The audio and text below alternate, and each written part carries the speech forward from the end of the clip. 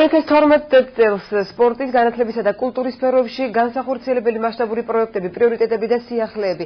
აჯარის მთავრობის თავმჯდომარემ დღეს განათლების სამინისტრო, სპორტისა და ახალგაზრდობის საქმეთა დეპარტამენტის, მერიისა და მუნიციპალიტეტის წარმომადგენლებისგან ამ საკითხებზე ამომწურავი ინფორმაცია მიიღო. შეხვედრაზე, რომელიც რამდენიმე საათის განმავლობაში გაგრძელდა, დეტალურად განიხილეს ყველა ის პროგრამა, რომელიც მომდევნო წელს უნდა განხორციელდეს. უკვე ცნობილია ერთ-ერთი პროექტის თანახმად, რომ მუნიციპალიტეტებში ახალგაზრდული ცენტრები შეიქმნება, რომელიც სხვადასხვა პროგრამებში ახალგაზრდების ჩართულობის გაზრდას უზრუნველყოფს. მათ საშუალება მიეცემათ ისარგებლონ კომპიუტორითა და ინტერნეტით, საჭირო ინფორმაცია კი კომპეტენტური პირებისაგან მიიღონ.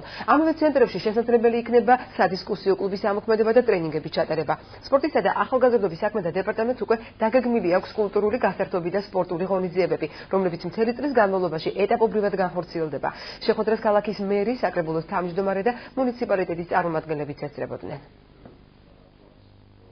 დღევანდელი დღის შეხვედრის ფორმატი მთავრობის თავმჯდომარესთან ითვალისწინებდა სპორტსა და ახალგაზრდობის დეპარტამენტის 2012 წლის ახალგაზრდული პროგრამების შეჯერებას, განხილვას, ახალი პრიორიტეტების დასახვას, ასევე რა თქმა უნდა ჩვენს დეპარტამენტსა და ადგილობრივ მუნიციპალიტეტებს და გამგეობებს შორის უფრო გაუმჯობესებული კოორდინაციის მუშაობის სისტემას, რომელიც ვფიქრობ, რომ მოგცემს საბოლოო ჯამში უფრო ეფექტურ და შედეგიან ანალიზს. ახალგაზრდული ცენტრები მუნიციპალიტეტებში იქნება ადგილობრივი ახალგაზრდებისათვის თავშეყრის ადგილი, სადაც მათ იქნებათ საშუალება ისარგებლონ თანამედროვე ინფორმაციული ტექნოლოგიებით.